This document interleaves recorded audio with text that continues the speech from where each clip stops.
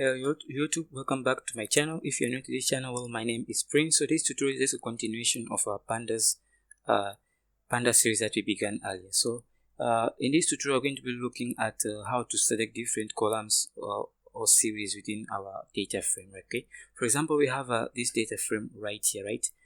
This data frame that we imported last time. So this data frame, we can select different columns of it. For example, if you're doing machine learning or data science, you just want to select a certain column. Maybe you want to select this column and this column, right? The sepal length and the sepal width columns. Okay, so that's how to be looking at in this tutorial. So well, I'll divide how to select different columns into two different videos. So in this video, we'll look at the most commonly used, and then the next two video will look at iLock and lock in Pandas. Okay, so if you're not familiar with all of that, don't worry, we'll be going over that just in a moment. So make sure that you always run yourselves again to make sure that all the libraries are imported and all the variables are defined.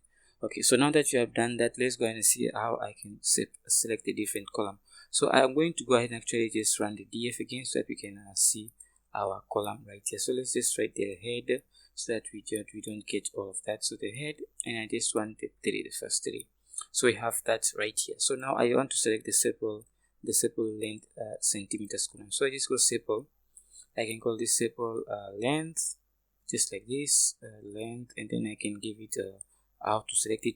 So to select it, you just say the name of the data frame, then use the square brackets. So the square brackets, and inside of there you provide a string, and the string will be equal to the column that you want to select. So I want to select this column. I'll just select that and paste it right here, and I'll be able to select that individual column. Okay, make sure that you remove that line. So just run this right now.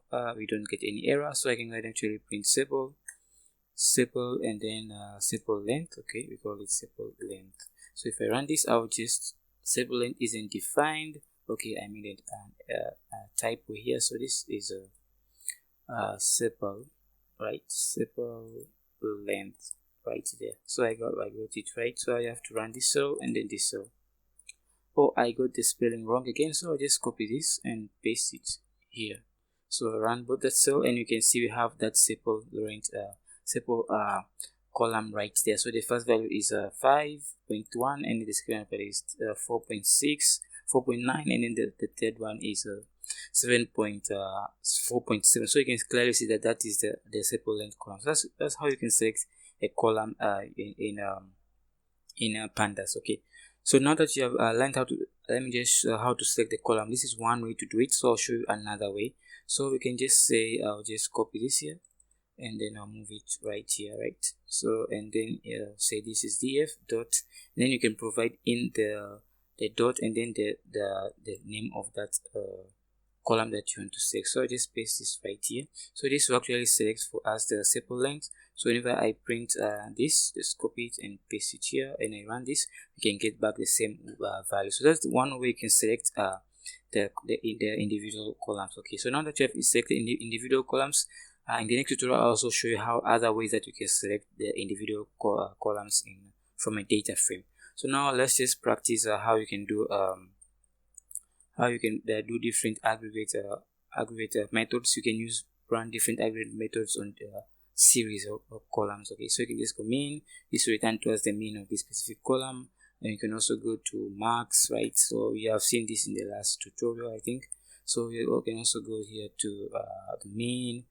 You are probably familiar with this by now. You can also go here to the median and so on. So you can get the idea, right? So after you select a given column, you can perform all the aggregate functions, run all the aggregate methods on that specific column.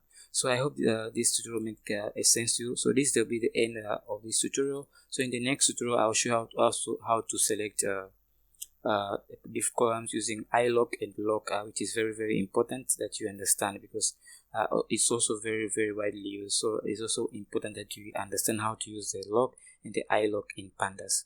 Okay, so see you in the next tutorial. Please, if you haven't yet subscribed to this channel, please kindly like this video and hit the subscribe button, and also don't forget to hit the notification button in case I make new uploads on this series. You can be the first one to get notified. So thank you for watching. See you in the next tutorial.